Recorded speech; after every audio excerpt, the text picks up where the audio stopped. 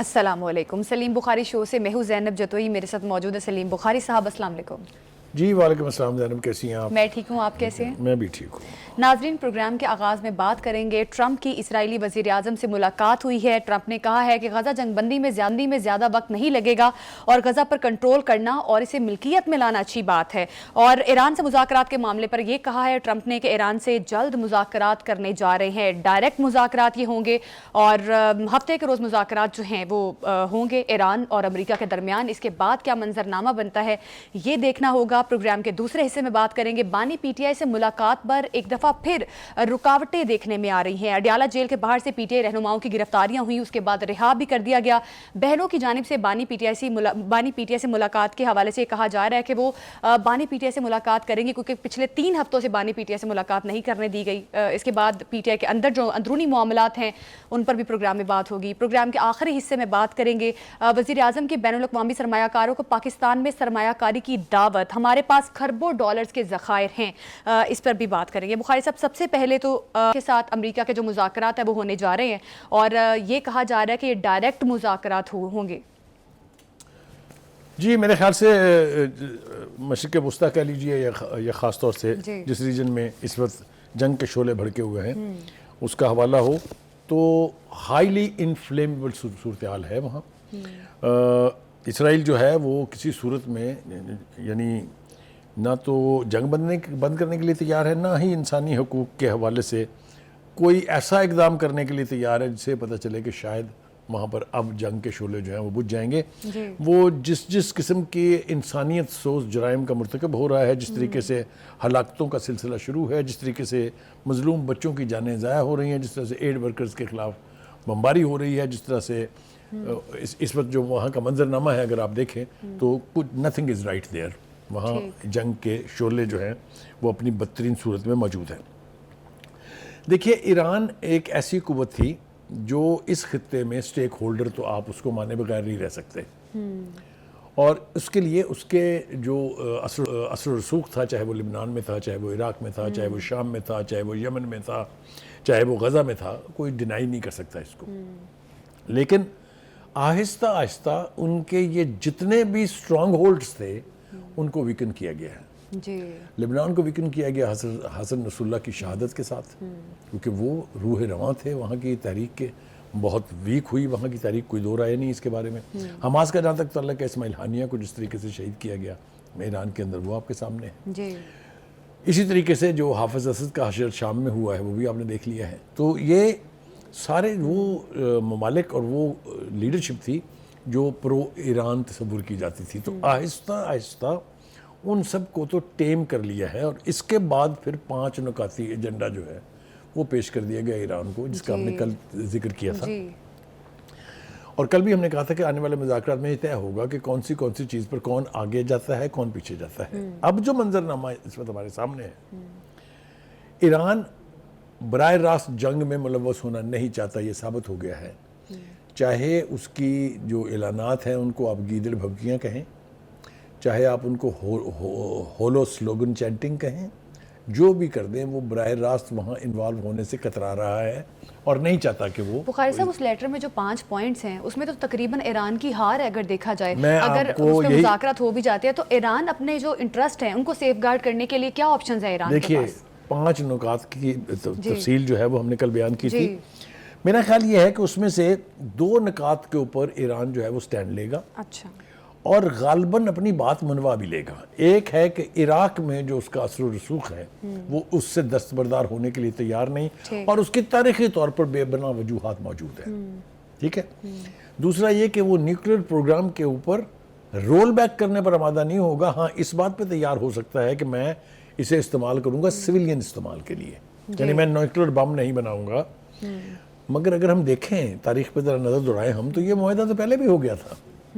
یعنی وہ جو 5 ممالک پلس جرمنی, جس میں 5 جو ہیں وہ سیکورٹی کونسل کے پرماننٹ ممبرز تھے, ان کے ساتھ 14 جولائی 2015 میں جو معاہدہ ہوا تھا اس میں یہ ساری باتیں تھیں. اس کی تفصیل اگر ہم بتانے بیٹھیں گے تو بہت دیر لگ جائے گی, لیکن چیدہ پوائنٹ جو ہے وہ ہم ذکر کر دیتے ہیں. اس معاہدے کے تحت جس میں امریکہ, چین, روس, فرانس, UK اور یورپی یونین 7 سٹیک ہولڈرز تھے, اور جرمنی تو اس معاہدے کے تحت 13 سال تک ایران افزودہ یورینیم کو 98% تک کم کرے گا. جی بڑی کڑی شرط ہے یہ بھی. بالکل.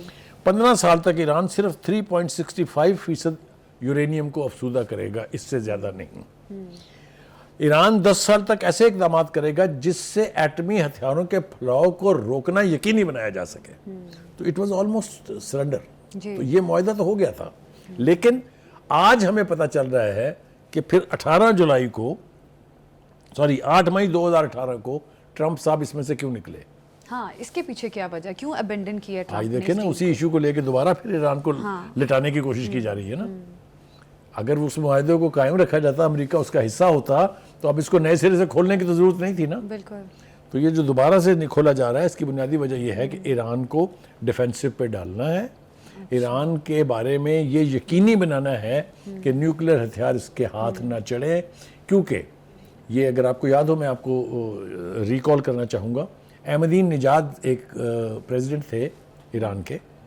انہوں نے کہا تھا کہ ہمارا جو ڈیفینسو ایکٹیویٹیز ہیں, جس میں سب کچھ شامل ہے, نیوکلیر فیسلٹی بھی شامل تھی, اس میں سب کچھ تھا, ہم 3.5 منٹ میں اسرائیل کو صفحہ ہستی سے مٹا سکتے ہیں. وہ بیان تو انہوں نے دے دیا تھا, لیکن اس کے بعد جو ہے وہ متعلقہ جو قوتیں ہیں ان کے الارم بج گئے ہوں گے نا.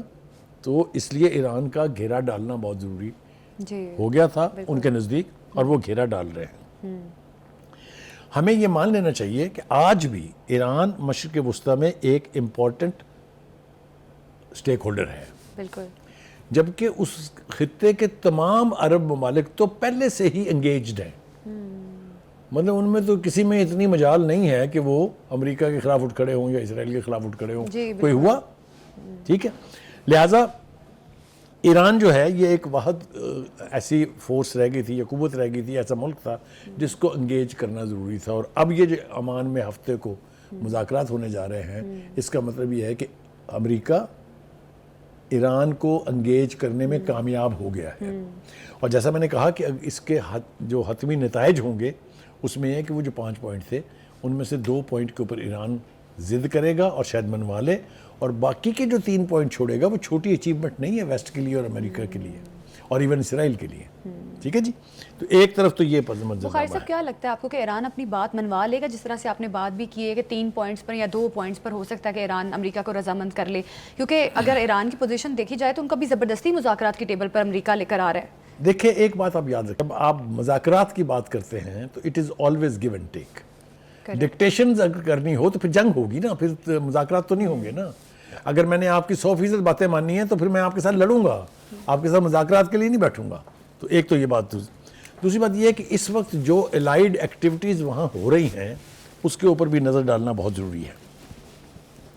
پہلی بات تو یہ ہے کہ ٹرمپ اور جو نیتن یاہو کی ملاقات ہے آج کی, جس کا ہم نے کل ذکر کیا تھا کہ مذاکرات ہونے والی ہے, اس کی چند باتیں جو اب تک سامنے آئی ہیں, اگر اس کو دیکھیں تو وہ ٹوٹلی ون سائیڈڈ ہیں.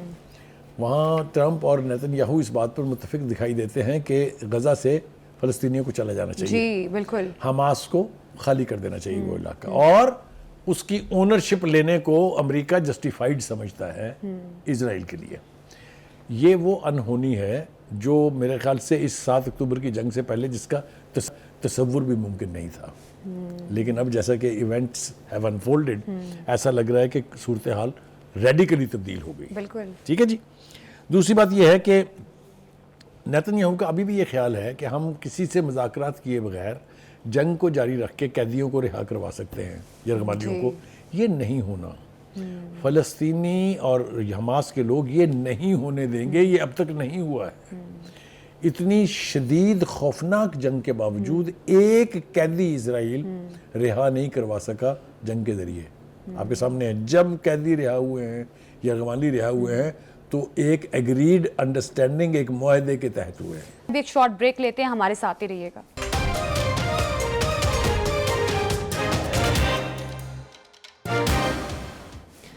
Welcome back. نیتن یاہو صاحب یہ کہہ رہے ہیں کہ ہم ایک نئے معاہدے پر جو ہیں کام کر رہے ہیں, تو بخاری صاحب کیا نیا معاہدہ ہو سکتا ہے؟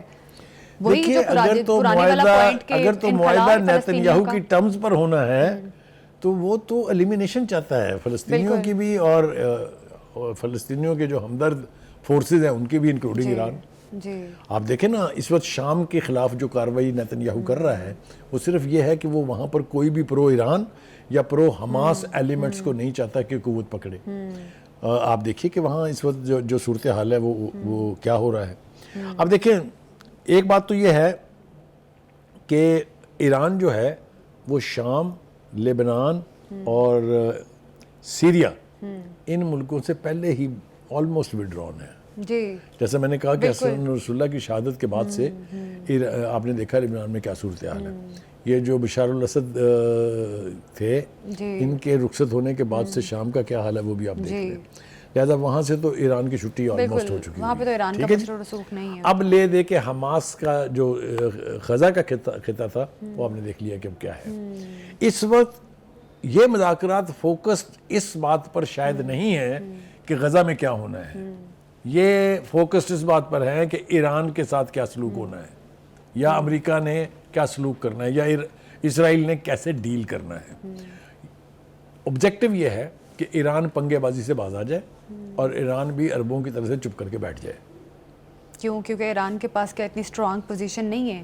کیونکہ ایران جس طرح سے پہلے بخاری صاحب بات کر رہا تھا کہ مذاکرات پر یا ایٹمی معاملے پر ایران نے کہا تھا کہ ہم نہیں مانیں گے، لیکن اب ایک طرح سے ایک دم سے پھر دوبارہ سے ٹلٹ جو ہے ایران کا ہم نے دیکھا ہے کہ وہ مذاکرات پر آمادہ ہو گیا ہے. اس کی وجوہات ڈھونڈنی چاہیے نا ہمیں. That is important. You have pin pointed a very important thing. دیکھیے اگر ہم حقائق کا جائزہ لیں، اگر ہم آبجیکٹیو اپروچ کے ساتھ اس کو ڈیل کریں، بالکل عربوں نے 2 جنگیں لڑی ہیں اسرائیل کے ساتھ. اپنی تباہی کرائی وہ الگ بات ہے. کوئی جنگ بھی جیتی نہیں ہے لیکن بے پناہ نقصان اٹھوایا ہے in term of human beings, in term of equipments, in term of مالی جو ان کے نقصان ہوئے ہیں. ایران نے تو ابھی تک اسرائیل کے ساتھ کوئی باقاعدہ جنگ نہیں لڑی ہے. The only thing they have done is کہ جو ابھی یہ جو شرلیاں جس کو کہہ لیں آپ، یا جس کو سو کالڈ میزائل جو یا پہنچ نہیں سکے، یا وہ جو ان کا سسٹم ہے دفاعی سسٹم جو ہے آئرن ڈوم، اس نے اڑا دیے. ورنہ اس کا کوئی امپیکٹ نہیں بنا نا جتنے بھی اٹیکس ہوئے اس سے. تو کوئی باقاعدہ جنگ ابھی تک اسرائیل کے ساتھ نہ لڑی ہے، نہ ہمیں لڑنے کے لیے امادہ دکھائی دیتے ہیں. جہاں تک ریٹرک کا تعلق ہے، ایران کی لیڈرشپ نے بے پناہ بیانات جاری کیے ہیں، چاہے وہ خامنائی ہیں، چاہے وہ وزیر خزانہ ہیں، چاہے وہ پریزیڈنٹ پوزیکان ہیں. سب بیانات تو دے رہے ہیں لیکن مجھے نہیں لگتا کہ وہ براہ راست جنگ میں ملوث ہونا چاہیں گے. ایک منظرنامہ. دوسرا منظرنامہ یہ ہے کہ جو پوری قوتیں اسرائیل کے ساتھ کھڑی ہیں وہ بھی نہیں چاہیں گی کہ ایران کسی قسم کی مداخلت کرے ملیٹریلی. ہاں جی. تو یہ منظرنامہ وہاں کا جو ہے نا یہ بہت خوفناک مجھے دکھائی دے رہا ہے. بخاری صاحب یہ تو اب ظاہر ہے جو مذاکرات ہوں گے اس کے بعد ہی کچھ فائنل ہو سکے گا کہ آخر کس کے لیے ون ون سچویشن ہے. لیکن بخاری صاحب غزہ کے لیے حالات وہی کچھ ہوا ہے بخاری صاحب جو ٹرمپ چاہتا تھا غزہ پر قبضہ کرنا. وہ بات بھی کر رہا ہے کہ غزہ پر کنٹرول کرنا اور اسے ملکیت میں لانا بہت اچھی بات ہے. دیکھیں غزہ کا منظرنامہ اگر میں بیان کرنے بیٹھوں اس وقت تو پہلے ہم تو کہتے رہے ٹرمینالوجی استعمال کرتے ہیں قبرستان بن گیا ہے. اب تو وہاں سے لوگوں کو ہانک کے باہر نکالا جا رہا ہے. بالکل. اس پچھلے چند دن میں 4 لاکھ فلسطینی غزہ چھوڑ چکے ہیں. جی. اب وہ رحم و کرم پر ہیں ان ممالک کے جن کے ساتھ بارڈرز ملتے ہیں. جی. چاہے وہ ایجپٹ ہے، چاہے وہ شام ہے، چاہے وہ جارڈن ہے، چاہے وہ ہے کہ وہ انہیں اجازت دیتے بھی ہیں اپنے ملک میں داخل ہونے کی کہ نہیں. بہت قسم پرسی کی حالت ہے. دوسرا ایک اہم پہلو جو ہے وہ یہ ہے کہ جوان جو فوجوں میں بھرتی ہوتے ہیں، جوان جو تحریکیں چلاتے ہیں، ان کی شہادتیں، ان کا اس دنیا سے اٹھ جانا، وہ اس کا بھی ایک امپیکٹ ہوتا ہے. لیکن جب اب لوگوں کے بچے مارنے شروع کر دیتے ہیں ظاہر ہے تو پھر ماؤں کے حوصلے بھی ٹوٹتے ہیں، مردوں کے حوصلے بھی ٹوٹتے ہیں. اور یہ اس وقت وہاں ہو رہا ہے. بخاری صاحب ٹرمپ کا منصوبہ تو پھر وہ پورا ہو رہا ہے نا، جو ٹرمپ نے منصوبہ بنایا تھا تو اس کو تو عملی جامہ پہنایا جا رہا ہے. پھر دیکھیے انفارچونیٹلی امریکہ دنیا کی سپر پاور، یعنی سپر پاور سے بھی اگر کوئی اگلی ڈگری ہے تو وہ ہے. وہ اپنی ٹرمز ڈکٹیٹ کرانے کی کوشش تو کر رہے ہیں، اور خاص طور سے ایسی صورتحال میں جب اس 1.5 سال میں جو گزرا ہے، جب سے 7 اکتوبر کا اٹیک ہوا ہے، آپ مجھے بتائیے where is China, where is Russia? یہ سپر پاورز نہیں ہیں. ویئر از یورپی union, where is United nations? کسی کی سنی؟ کسی نے کچھ کہا؟ یہ امریکی بیڑے جو آئے ہوئے ہیں وہاں اس خطے میں، کیا روس نے بھیجا اپنا کوئی جوابی کہ چلے ہم بھی ان ممالک کو جو اس وقت ان کے ساتھ اگریمنٹ میں ہیں، شام کے ساتھ ان کا معاہدہ ہے، ڈیفنس پیکٹ ہے، وہاں پر ایئر بیس ہے، آپ نے دیکھا کسی نے کوئی حرکت کی ہو، کوئی اپنے جہاز بھیجے ہوں؟ تو جب اس طرح کی صورتحال ہوگی تو پھر ٹرمپ جو چاہے گا تو وہ ہوگا نا، وہ ہو رہا ہے انفارچونیٹلی۔ What about Hamas? پھر حماس تو ختم ہو گئی غزہ پر، جو حماس کے لیے حالات وہاں پہ بن گئے ہیں، اور جس طرح سے مصر، اردن، فرانس بھی یہ بات کر رہے ہیں کہ فلسطینی اتھارٹی کو غزہ پر حکومت کرنی چاہیے۔ دیکھیے یہ وہ بات ہے، مجھے خوشی ہے اس بات کی کہ کم سے کم ایک یورپی ملک ایسا ہے جس نے اس خطے کے 2 ممالک کے ساتھ مل کے آواز تو بلند کی ہے نا۔ بالکل۔ اب جو گفتگو انہوں نے کی ہے وہ یہ کہہ رہے ہیں کہ خدا کے واسطے آپ یہاں سے ان کو نکالنے کی بجائے فلسطینی اتھارٹی جو وہاں کی الیکٹڈ یعنی کیبنٹ کہہ لیں یا الیکٹڈ حکومت ہے، اس کو کہیں کہ وہ غزہ کو مانیٹر کرے۔ ماننے کسی نے نہیں ہے، نہ اسرائیل مانے گا اس کے اوپر نہ کچھ، لیکن کم از کم کسی نے آواز تو اٹھائی ہے۔ مجھے نہیں لگتا کہ یہ ہونے جا رہا ہے۔ اسرائیل کو تو بخاری صاحب مسئلہ حماس سے ہے نا، وہ تو حماس کو خطے سے ہٹانا چاہتا ہے کہ حماس کی انوالومنٹ نہ ہو غزہ۔ دیکھیے وہ اب پوری فلسطینی قوم کو حماس سمجھتا ہے، کیونکہ آپ کے لیے کسی کے لیے بھی یہ ممکن نہیں ہے کہ وہ آئیڈینٹیفائی کر کے کہے کہ آپ حماس ہیں، آپ حماس نہیں ہیں۔ اس وقت تک جس طریقے کی یونٹی کا مظاہرہ ہوا ہے غزہ میں، اس سے تو آپ کو یہی لگتا ہے نا کہ پوری فلسطینی قوم حماس ہے، کیونکہ وہ قربانیاں دے رہے ہیں، شہادتیں ہو رہی ہیں، اور کوئی ان کے خلاف ابھی ریسنٹلی ہم نے سنا تھا 1-2 کوئی مظاہرے ہوئے تھے، لیکن پھر کہاں گئے وہ مظاہرے؟ That means Hamas means Palestinians. Bukhari صاحب جو ریزسٹنس چل رہی تھی دہائیوں سے، اس کا مطلب ہے کہ اب ریزسٹنس بھی ختم ہو گئی ہے؟ It is dying down, which is the most dangerous thing. کبھی کبھی ہم سنتے ہیں کہ کسی طرف سے میزائل یا ڈرون اٹیک ہوئے ہیں، حوثیز خاص طور سے، ان کا ذکر کرنا بہت ضروری ہے۔ حوثیز ابھی تک ریزسٹنس کا سمبل بنے ہوئے ہیں اس علاقے میں، لیکن حوثیوں کے بارے میں بھی جو اگر آپ اس کا تنقیدی جائزہ لیں، پوری دنیا کی جو پاورفل لابیز ہیں وہ حوثیوں کے اس طرح سے خلاف نہیں ہیں۔ جی، اس کی کیا کیونکہ اس کی بنیادی وجہ یہ ہے کہ حوثیز جو ہیں وہ دونوں طرف کا انٹرسٹ سرو کرتے رہے ہیں۔ اچھا، مطلب وہ جو عرب ممالک ہیں ان کو پروٹیکشن دینے کا بھی سبب ہے حوثیز۔ ایران جو ہے اس کے ساتھ تو آپ دیکھ ہی رہے ہیں کہ ابھی تک وہ چل رہے ہیں، تو حوثیز جو ہیں ان کو بھی مطلب وہ بھی ٹارگیٹڈ ہیں۔ آپ دیکھ لیں کہ امریکہ کے بحری بیڑے سے جتنے اٹیکس ہو رہے ہیں وہاں پر، تو وہ بھی بلیڈ تو کر رہے ہیں نا۔ تو کہنے کا مطلب یہ ہے کہ ہر طرح کی ریزسٹنس جو ہے اس خطے سے اس کو ایلیمینیٹ کیا جا رہا ہے، اور ایک واحد ملک جو دعوے دار ہے، میں نے ابھی کہا آپ سے کہ کوئی ایسا ثبوت نہیں چھوڑا انہوں نے کہ انہوں نے براہ راست اسرائیل سے پنگا لیا ہو، لیکن ایک واحد ملک ہونے کی حیثیت سے اسی لیے ٹارگیٹڈ ہے، اور اسی لیے جیسا ہم نے پہلے کہا کہ امریکہ نے ایران کو انگیج کرنا مناسب سمجھا۔ اور ایک بات یاد رکھیں، جب آپ کسی کی ٹرمز پر انگیج ہو جاتے ہیں تو پھر you have to give in few things. میری بات سمجھ رہی ہیں آپ کیا نہیں؟ تو جیسا کہ ہم نے پہلے تفصیل سے کہا بھی کہ ان 5 میں سے شاید 2 چیزیں ایسی ہیں جس پر ایران راضی نہیں ہوگا، اور شاید وہ اس کو۔ یہ جو 70 سال پہ پرانی جنگ تھی، اس کا مطلب ہے کہ یہ تو پھر ہار گئے ہیں امریکہ اور اسرائیل کی سپورٹ کی وجہ سے، کیونکہ وہ جس طرح سپورٹ کر رہے ہیں امریکہ اسرائیل کو۔ اب آپ پھر میری دکھتی رنگ جو ہے وہ اسے چھیڑ رہے ہیں۔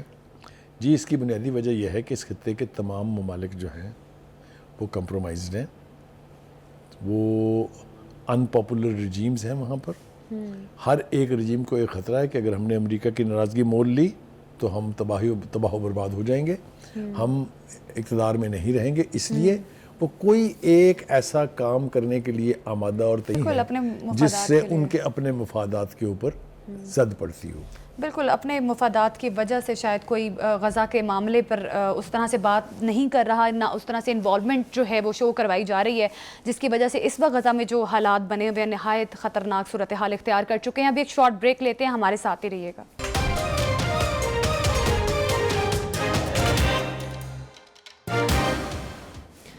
Welcome back. اڈیالہ جیل کے باہر سے پی ٹی آئی رہنماؤں کی گرفتاریوں کے بعد ان کو رہا تو کر دیا گیا ہے، لیکن ابھی بھی بہنوں کی جانب سے یہ کہا جا رہا ہے کہ بانی پی ٹی آئی سے ملاقات نہیں کروانے دی جا رہی، اور جب تک ملاقات نہیں ہوتی وہیں پر رہیں گے۔ بخاری صاحب، ایک طرف تو پی ٹی آئی کے اندرونی معاملات ہیں، اس میں اتنا زیادہ گیپ آ چکا ہے، لیکن یہ جو احتجاج والا سما اڈیالہ جیل کے باہر رہا، اس کو کس طرح سے دیکھ رہے ہیں؟ کیونکہ بہنوں کی جانب سے یہ کہا جا رہا ہے کہ ہماری ملاقات ہی بانی پی ٹی آئی سے نہیں کروانے دی جا رہی، تو کیا میجر وجہ ہے، کیوں نہیں ملاقات کروانے دی جا رہی؟ پہلی بات تو یہ ہے کہ آپ کو یاد ہوگا کہ یہ عید کے بعد یا عید کے دن سے لے کے جو پروٹیسٹ کرنے کی کال دی گئی تھی، ایسے لگتا تھا جیسے پورا پاکستان جو ہے اس کے پی ٹی آئی کے لوگ امڑ آئیں گے وہاں پر، اور تل دھرنے کو جگہ نہیں ملے گی. ایک تاثر ایسا قائم کیا گیا پی ٹی آئی کی لیڈرشپ کی طرف سے. عید کے بعد دیکھیں گے، عید کے بعد ٹکریں گے. وہ جو آج ٹکرے ہیں عید کے بعد، وہ ہم نے دیکھ لیا، آپ نے بھی دیکھ لیا ہے. وہ میں عظمہ بخاری جو ہیں ان کے تھیسس کو تو شاید فلی سبسکرائب نہیں کر سکتا کہ وہ کہہ رہی تھی کہ جی کوئی گرفتاری نہیں ہوئی ہے، اور وہ تو خود ہی بیٹھ گئی تھی وین میں جی جا کے. اور پھر وہ حامد صاحب جو تھے وہ بھی جا کے، چونکہ بہنیں بیٹھ گئی تھی، انہوں نے کہا میں بھی بیٹھوں گا مور لائل دین دی کنگ ثابت کرنے کے لیے. میں یہ تھیسس بائی نہیں کرتا، لیکن بندے کتنے تھے؟ مطلب یہ جس پروٹیسٹ کا ہمیں اور قوم کو بتایا گیا تھا 20-22 بندے تھے وہاں پر، یہ 50 ہوں گے زیادہ. اور جب گرفتاریاں ہونی شروع ہوئی وہاں سے جس طرح بھاگے ہیں گورکھپور ناکے سے لوگ، وہ بھی ہمارے منظرنامہ سامنے ہے. تو اس سے تو کچھ نہیں ہونے والا.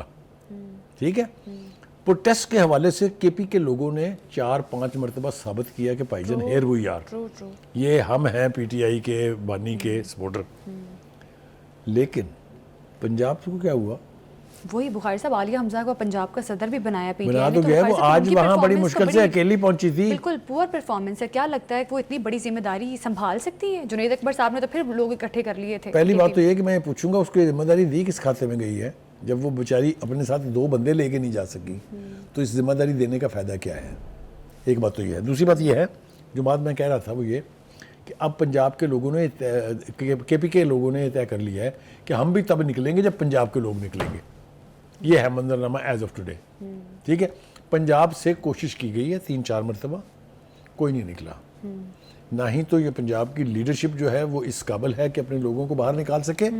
اور 9 مئی کو جو لوگ نکلے تھے ان کے ساتھ جو سلوک کیا گیا، جو ان کو جس طرح سے وہ جیلوں میں سڑ رہے اور مقدمات بھگت رہے ہیں، جس کی کوئی اونرشپ کسی نے نہیں لی ہے سوائے زبانی بیانات کے، پنجاب کے لوگ اس معاملے میں بہت سپر سینسیٹیو ہیں.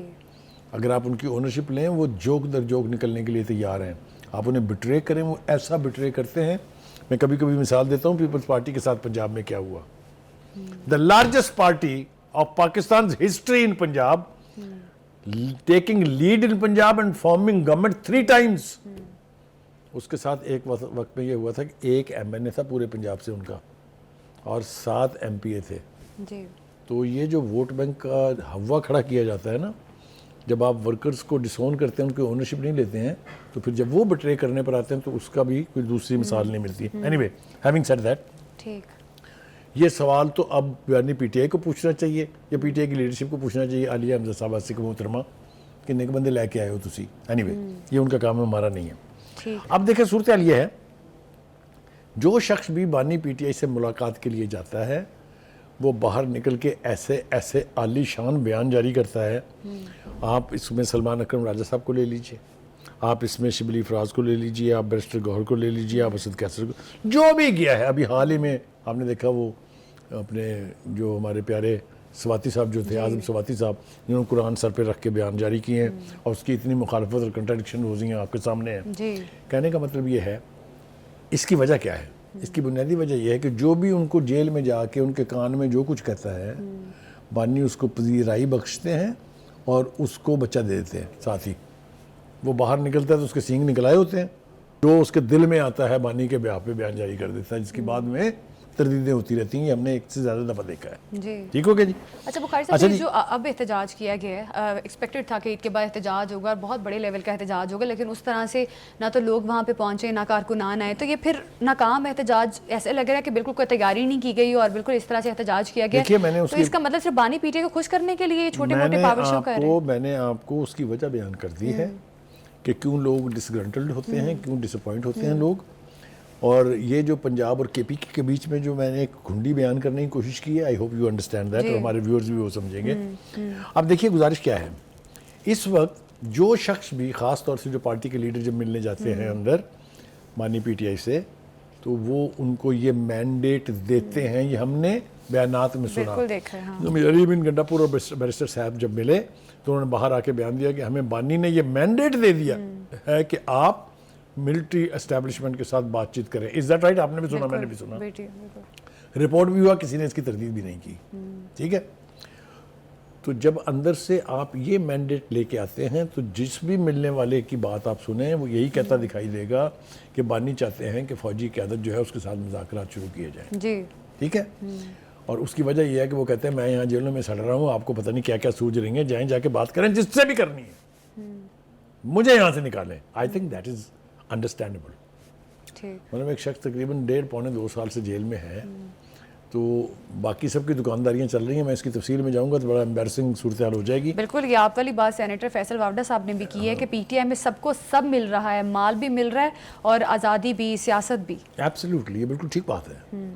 تو کہنے کا مطلب یہ ہے کہ اگر تو دکانداری چلانی ہے تو پھر تو بانی پی ٹی آئی جیل سے باہر آنے سے رہے, کیونکہ اگر آپ نے ڈھنگ کا احتجاج کرنا تھا تو اس موقع کے اوپر جو عید کا اعلان آپ نے کیا تھا, کوئی امپیکٹ تو بناتے ہیں آپ اس کا. بالکل, آپ سے تو کوئی امپیکٹ بھی نہیں بنا. اب دوسری بات یہ ہے, یہ مذاکرات کیوں نہیں ہو رہے فوجی اسٹیبلشمنٹ کے ساتھ, یہ میرے خیال سے اہم نقطہ ہے, اس بات کرنی چاہیے. اس کی بنیادی وجہ یہ ہے کہ between the military establishment and بانی دیر از اے ہیوج ٹرسٹ ڈیفیسٹ. کیوں؟ یہ لے کے آئے تھے ان کو, یہ تو خود بانی بھی مانتے ہیں نا کہ اس میں کوئی جھوٹ ہے. پھر ان کے ساتھ آپ نے کیا سلوک کیا؟ بالکل. پھر جب آپ کی حکومت ختم ہوگی تو اس سے بدتر سلوک آپ نے کیا. پھر آپ نے کبھی ان کو میر جعفر کہا, کبھی میر صادق کہا, کبھی غدار کہا, کبھی کہا چھوڑوں گا نہیں, کبھی کچھ کہا, کبھی کچھ کہا, کیونکہ بٹرنس از ایٹ ہیمالائز ہائٹ. لیکن بخاری صاحب, ابھی جو کرنٹ سچویشن چل رہی ہے, پی ٹی آئی کے مذاکرات یا بات چیت اسٹیبلشمنٹ سے یا کسی بھی طاقتور حلقے سے تبھی ہو سکتی ہے جب پی ٹی آئی کے اندرونی معاملات ٹھیک ہوں. جیسے بیرسٹر گوہر نے بات بھی کی ہے کہ پی ٹی آئی رہنماؤں کی آپس میں جو لڑائیاں تھیں, بیرسٹر گوہر نے راضی بھی کرنے کی کوشش کی ہے کچھ رہنماؤں کو, اور صلح صفائی بھی کروانے کی کوشش کی. جب تک انٹرنل معاملات ٹھیک نہیں ہوں گے تو مذاکرات یا بات چیت کسی بھی حلقے سے نہیں ہو سکتی. اسٹیبلشمنٹ تو پھر دور کی بات ہے. میں آپ کی اس بات کا جواب دیتا ہوں. میں اپنی پہلے بات مکمل کر لوں اگر ٹرسٹ ڈیفیسٹ والی. جی دیکھیے, 3 مرتبہ نواز شریف صاحب کی فوجی اسٹیبلشمنٹ کے ساتھ لڑائی ہوئی. بالکل بالکل. 3 مرتبہ وہ باہر گئے. ہاں, تینوں مرتبہ جب وہ سعودی عرب گئے تب بھی, جب وہ قطر گئے تب بھی, جب وہ لندن گئے تب بھی, ان کے گارنٹرز تھے. ٹھیک ہے, محمد بن سلمان ہو, بالکل, یا اپنے قطر کا امیر ہو, یا پھر لبنان کے وزیر اعظم رفیق حریری ہوں, یہ سب گارنٹرز ہوئے تبھی وہ باہر گئے اور پھر راستہ بنا واپس آنے کا. بانی پی ٹی آئی کے ساتھ مسئلہ یہ ہے کہ ان کے لیے کوئی گارنٹر کھڑا ہونے کے لیے تیار نہیں ہے, کیونکہ وہ صبح کی کہی ہوئی بات دوپہر, دوپہر کی کوئی بات شام کو مکر جانے کے, جس کو وہ کہتے ہیں یو ٹرن, بہت بڑی ان کے نزدیک اصطلاح ہے. جب اس طرح کے یو ٹرن استعمال وہ کریں گے تو nobody is ready to stand guarantor on your behalf. اس لیے مجھے نہیں لگتا کہ آنے والے دنوں میں کوئی بھی مذاکرات اسٹیبلشمنٹ کے ساتھ شروع ہونے کا امکان ہے. لہٰذا آپشن کیا بچتا ہے؟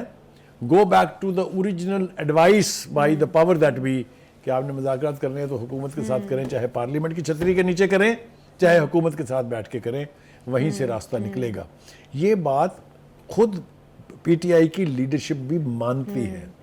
ان کو یہ پتہ چل گیا ہے, ادراک ہے کہ فوجی اسٹیبلشمنٹ نے بات چیت نہیں کرنی. بالکل بخاری صاحب, یہ بھی ایک معاملہ تو ہے بخاری صاحب. لیکن ابھی ہم نے قیدی نمبر 804 کے حوالے سے بہت بات کرتے ہیں, پی ٹی آئی کارکنان بھی بات کرتے ہیں, پی ٹی آئی رہنماؤں کی جانب سے بھی صرف قیدی نمبر 804 کی بات ہوتی ہے, لیکن قیدی نمبر 805 کے بارے میں شاہ محمود قریشی صاحب جو کہ فورن منسٹر بھی رہ چکے ہیں اور ماشاءاللہ سے بڑے زبردست وائس چیئرمین بھی تھے پارٹی کے, بالکل وائس چیئرمین بھی تھے, تو بخاری صاحب انہوں نے بھی کہا ہے کہ جیل میں پی ٹی آئی قیادت اور کارکنوں کے دل جلتے ہیں, باہر موجود رہنما توجہ دیں. اب اس بات کی سنگینی کو سمجھنے کی کوشش کرنی چاہیے. میرا خیال ہے پی ٹی آئی رہنماؤں میرے خیال سے اتنی سمپل ہے کہ اس کی کسی وضاحت کی ضرورت ہی نہیں ہے. وہ یہ کہہ رہے ہیں کہ سارے اپنی اپنی دکانداری چمکا رہے ہیں اور جو ورکرز اور لیڈر جیلوں میں سڑ رہے ہیں ان کی طرف کسی کی توجہ ہی نہیں. یہ فیکٹ ہے. بالکل, میں نے بات کو آپ کو کیا کہا تھا کہ پنجاب میں ورکرز کے ڈسگرنٹلڈ ہونے کی وجوہات ہیں. بالکل بخاری صاحب, بالکل, اور وہ وجوہات بھی میں نے بیان کر دی ہیں. میں وہی کہہ رہا ہوں کہ اب کے پی کے جو ورکرز ہیں, جو کہ جینوئن سپورٹر ہیں, جو فالوور ہیں بانی کے, وہ بھی اس لیے ڈسگرنٹلڈ ہیں کہ ہمیں جا کے ہر دفعہ وہاں گولیاں بھی کھائی, ہم نے لاٹھی چارج بھی سہا, ہم نے تکلیفیں بھی اٹھائی, ہم نے سفر بھی کیے اتنے بڑے, اور کسی علاقے سے کوئی نکلتا ہی نہیں ہے. ویسے تو مامی بنتی ہے نا پنجاب کی لیڈرشپ کے جناب, ہمارے بغیر تو پی ٹی آئی کہیں آئی نہیں, but where are they on the surface, وہ کہیں ہے ہی نہیں. تو یہ صورتحال جو ہے یہ بانی پی ٹی آئی کے لیے فیوریبل نہیں ہے. بالکل, اب تو اگر ریزسٹنس پی ٹی آئی میں سے ختم ہو گئی تو حکومت اور اسٹیبلشمنٹ اپنی اس حکمت عملی میں کامیاب ہو جائے گی کہ وقت گین کیا جائے. جوں جوں وقت گزرتا جائے گا पावर्स जो with which we should reckon with, वो आहिस्ता आहिस्ता आहिस्ता आहिस्ता वीक होती चली जाती है। जाहिर है। और अगर 5 साल गुजर गए, ये हुकूमत कायम रही, तो अगले इलेक्शन में क्या होगा, गॉड ओनली नोस। बिल्कुल, पीटीआई को अपने इंटरनल मामलात को ठीक करने की ज़रूरत है। और अब एक शॉर्ट ब्रेक लेते हैं, हमारे साथ ही रहिएगा।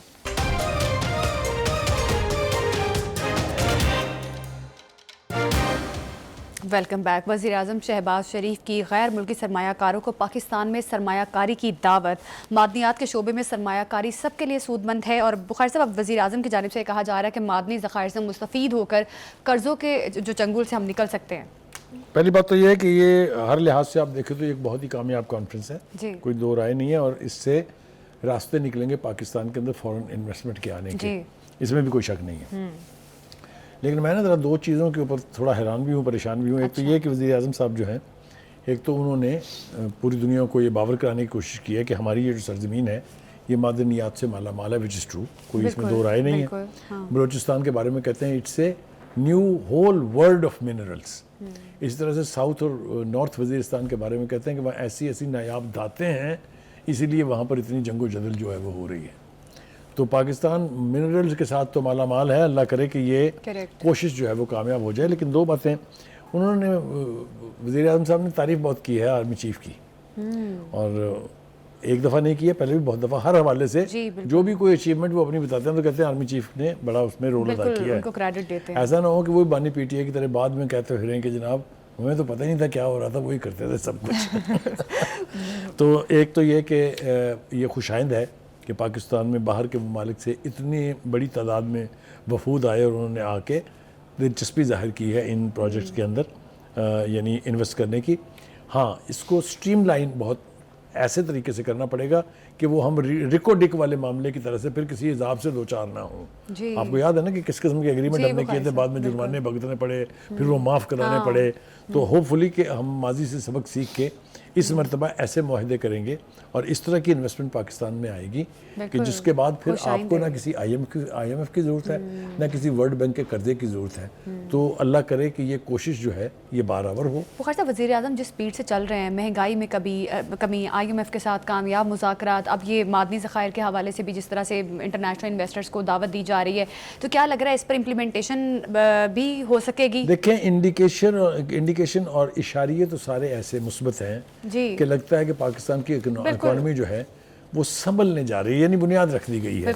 वो अल्टीमेटली हम ये टारगेट अचीव कर पाते हैं कि नहीं, वो सारा दारोमदार जो है बिल्कुल। अगर इन तमाम टारगेट्स को अचीव कर लिया जाए तो हम कर्जों में से निकल सकते हैं। इसी के साथ प्रोग्राम से हमें दीजिए इजाज़त। अल्लाह हाफिज़।